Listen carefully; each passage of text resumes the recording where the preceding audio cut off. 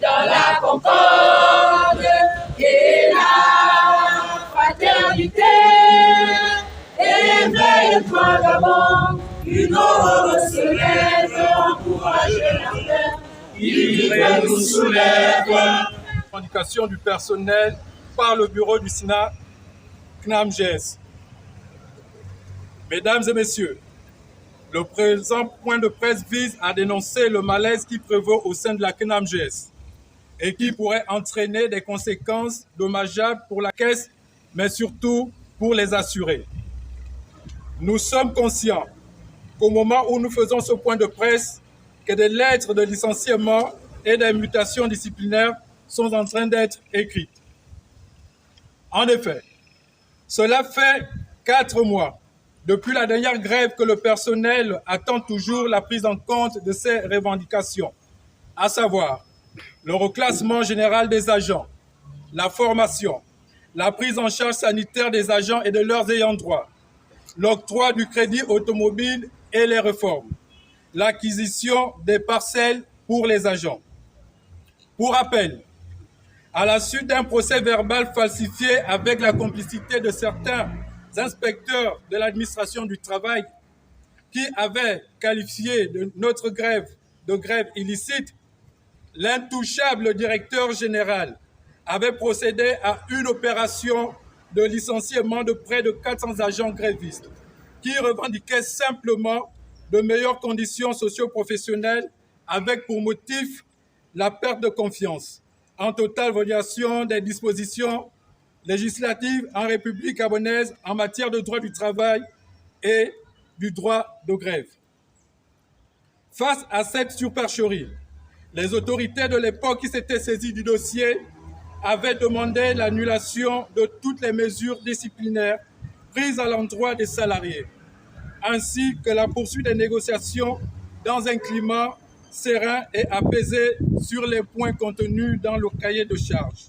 À cette époque, le directeur général se targuait que même le président de la République ne pouvait l'enlever de ce poste.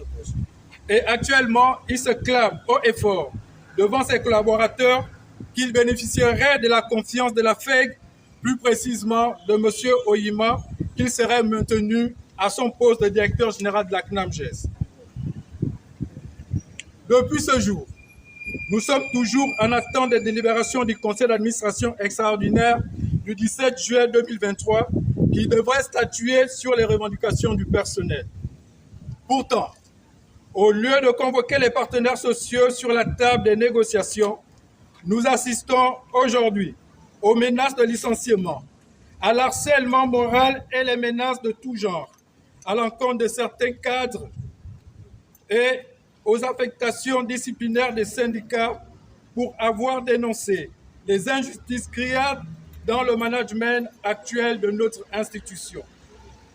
Le directeur général ne travaille qu'avec ceux qui lui font allégeance. Il nargue et menace les cadres dirigeants, les promet de les virer car il dit à qui veut l'entendre que la FEG va le maintenir. Nous le réitérons. Comment comprendre qu'à l'heure où la restauration des institutions est de mise, le directeur général et le directeur de ressources humaines refusent de répondre et de restaurer les acquis sociaux que sont le crédit automobile qui est remboursé pourtant 100% par les agents et une meilleure prise en charge sur les questions sanitaires des agents et de leurs ayants droit. Mais que constatons-nous aujourd'hui? Que certains cadres dirigeants continuent de bénéficier, eux, des largesses du directeur général par l'octroi des cartes plans qui sont remboursés à 50%. Et aujourd'hui, nous apprenons avec beaucoup d'insistance que monsieur le directeur général, avec la complicité du président du conseil d'administration, sont en train de mettre en place un carte plan pour le directeur général, pour le président du conseil d'administration et bien d'autres cadres qui n'ont pas droit au carte plan, mais plutôt au véhicule de fonction. Comment comprendre une gestion approximative des ressources humaines calquée sur les intérêts des copains et coquins, comme le montrent les dernières mutations en date qui ne tiennent pas compte de l'évolution de la carrière des agents? encore moins du référentiel des emplois et des compétences qui auraient reçu un prix à l'extérieur, mais dont on peine à appliquer à la CNAMJS. Comment comprendre tout simplement cette hargne qui motive le directeur général et sa suite, qui est manifestée par les sanctions à l'endroit de ceux qui essayent de rappeler à ce dernier que son management n'est point équitable ni professionnel. Le directeur général s'arroge les pouvoirs et les prérogatives du conseil d'administration avec la complicité du PCA.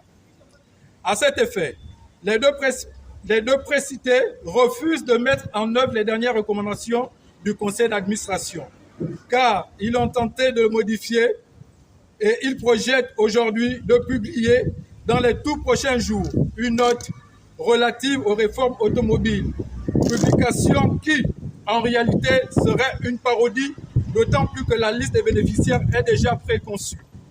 À l'État, les réformes étant un point de notre cahier de charges, nous demandons la suspension pure et simple de cette procédure. Licenciement tout azimut. Comment comprendre que pour 3 jours d'absence, un agent peut être licencié quand on sait, dans le même esprit, qu'un des proches conseillers de M. le directeur général a depuis près de 2 mois abandonné son poste car ce dernier serait en attente d'une nomination, mais continue à percevoir son salaire ainsi que d'autres avantages et primes comme celles relatives à la prime du recouvrement. À titre d'exemple, les licenciements abusifs malgré les injonctions du ministère du Travail, du dossier du tribunal de travail qui va coûter près de 4 milliards de francs CFA à la CNAMJS en procédure et en dédommagement des salariés licenciés abusivement, à savoir certains leaders syndicaux et anciens cadres de la boîte, sans autorisation ni respect des institutions compétentes. Les revendications des salariés ne sont pas prises en compte. Pourtant, la direction générale a dépensé plus de 300 millions en per diem pour lui et ses proches, avec plus de 180 millions rien que pour le mois d'août 2023. Montant qui ne se justifie ni pour le directeur général, ni pour le président du conseil d'administration. À ces mots qui minent notre institution s'ajoute le ras-le-bol des usagers. Nos assurés qui se voient le pouvoir d'achat en matière d'assurance maladie se réduire depuis 4 ans. Les prestataires payés par copinage au détriment des prestataires publics tels que les CHU. Mesdames et messieurs, le SINA exprime ses vives inquiétudes sur l'avenir de la Caisse dans la gestion actuelle.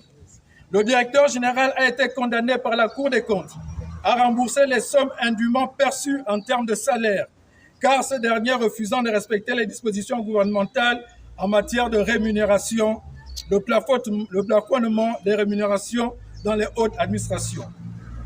À cela s'ajoute le questionnement sur les fonds de 500 millions qui étaient logés à la CDC, dont le directeur général a transféré on ne sait où.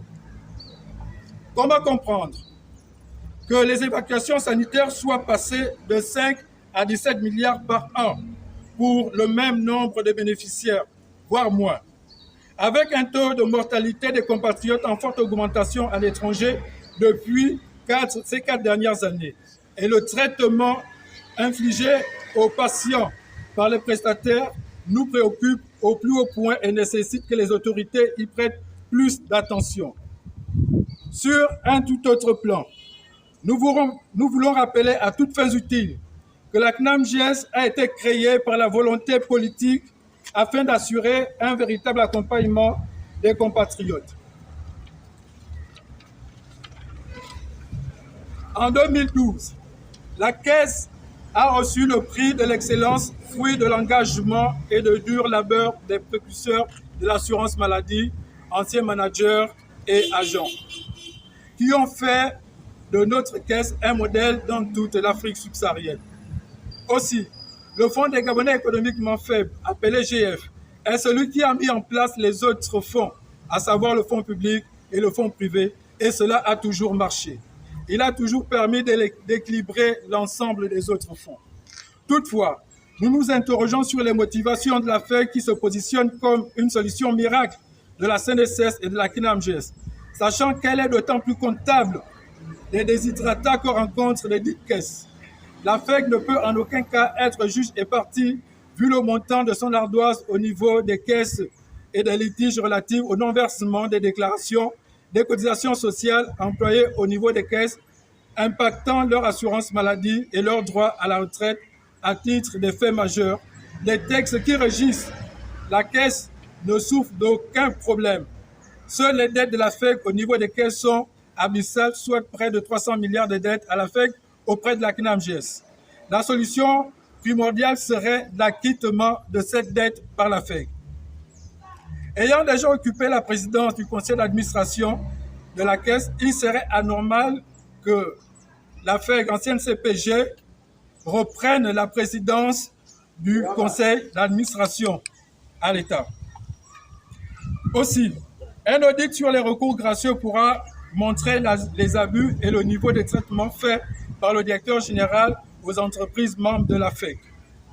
Au regard de ce qui précède, et déterminés d'accéder à nos revendications, nous interpellons les plus hautes autorités, en l'occurrence le président de la transition, chef de l'État, Monsieur le Premier ministre de la transition, le ministre de la Santé et le ministre du Travail, de l'urgence de la mise en place d'un dialogue social en vue de répondre aux revendications des salariés et aussi de diligenter un audit indépendant sur les questions que nous soulevons ici.